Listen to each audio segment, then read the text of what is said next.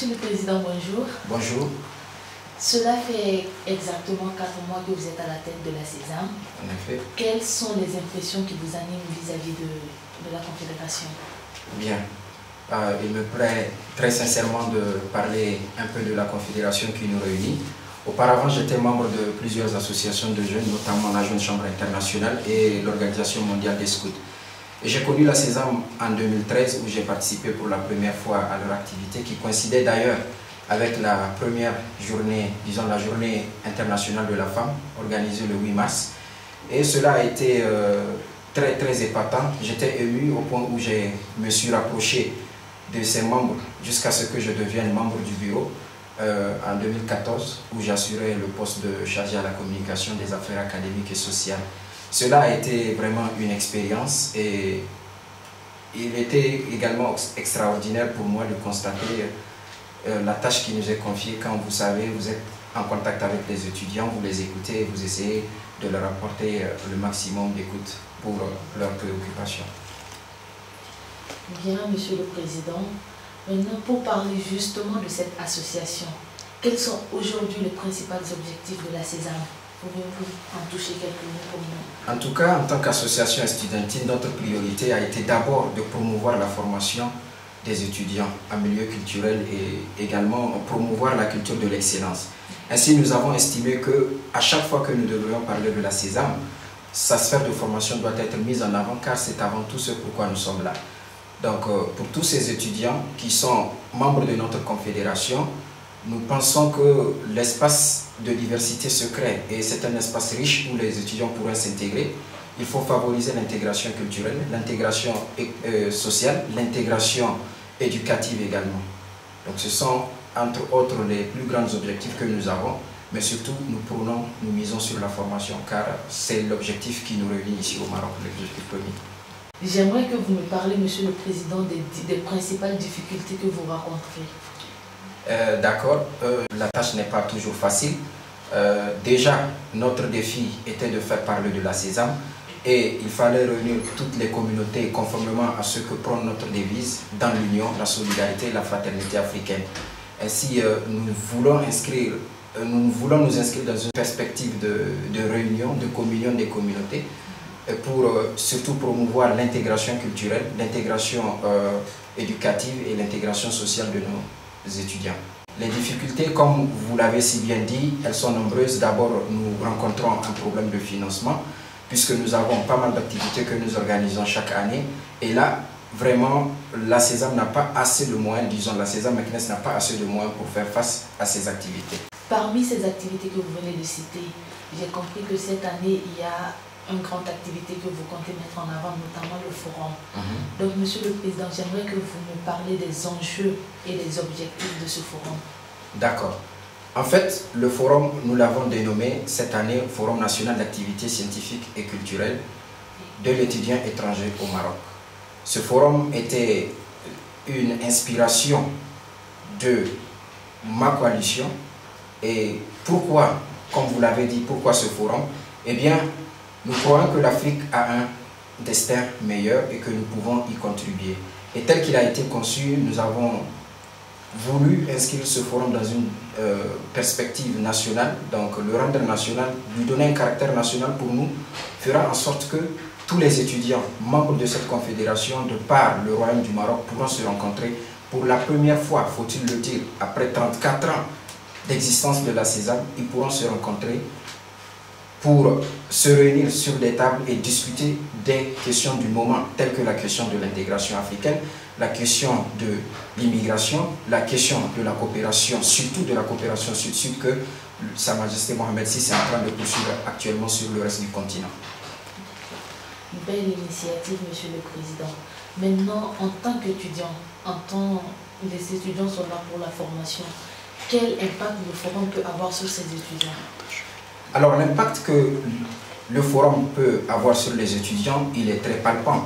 Lorsque vous prenez par exemple des étudiants qui sont en fin de formation et qui n'ont pas d'issue pour pouvoir s'insérer dans le monde professionnel, le forum est un cadre d'ouverture pour eux d'abord, dans les perspectives d'études, dans les perspectives professionnelles qu'ils ont envisagées.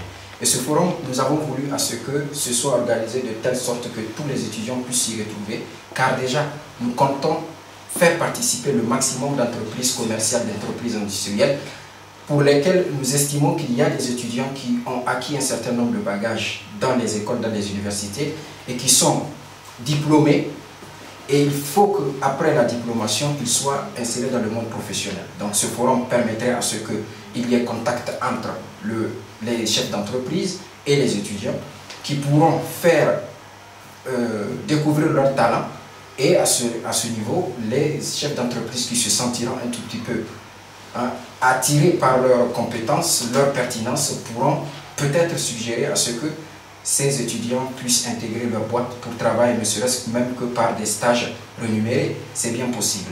Encore, l'impact, il est également constaté au niveau de l'interaction qui puisse exister entre les élites, que ce soit les étudiants et même les autorités, que ce soit les autorités politiques ou les autorités administratives. Vous avez des ambassadeurs qui vont participer à ce forum, vous avez, comme je l'ai dit tout à l'heure, les chefs d'entreprise qui vont venir, vous avez les jeunes leaders et entrepreneurs qui vont participer, alors l'impact, il est vraiment palpable, il est très grand. Pour l'organisation du forum, je suppose que vous n'êtes pas seul à ce qu'il soit établi. J'aimerais que vous nous présentiez en quelque sorte vos sponsors, vos alliés pour ce grand événement.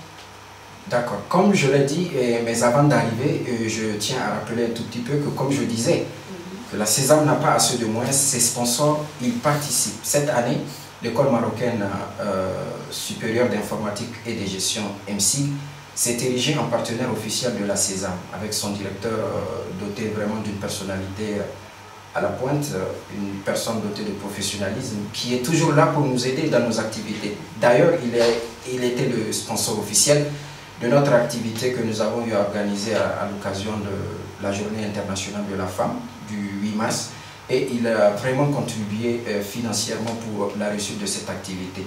Nous avons des étudiants qui viennent dans le cadre de la coopération culturelle et éducative au Maroc, donc ils passent par l'Agence marocaine de coopération internationale. Cela veut dire que l'Agence de coopération internationale est notre premier partenaire. Puis nous avons des étudiants qui sont boursiers et donc passent par la Banque populaire pour toucher leur bourse. À ce niveau, la Banque populaire est notre premier partenaire financier. Nous avons des étudiants également inscrits dans les facultés publiques et privées.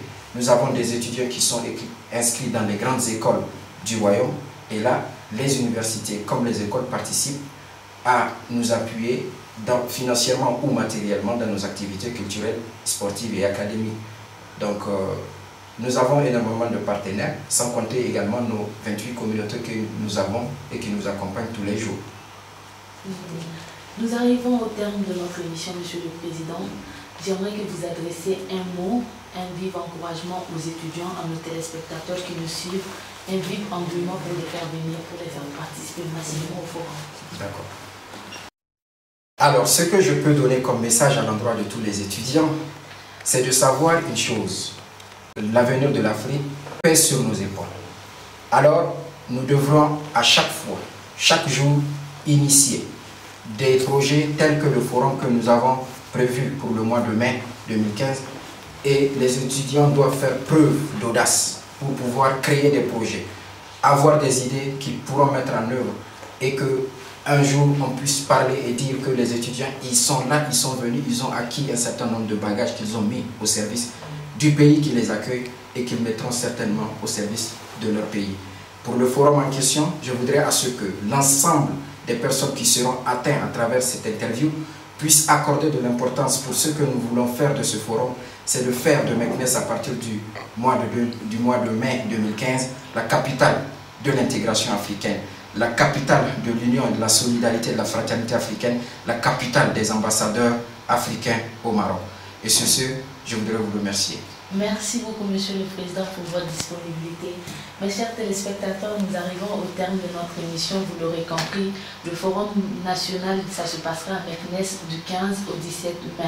Alors, soyez tous au rendez-vous. Merci, Monsieur le Président. Merci.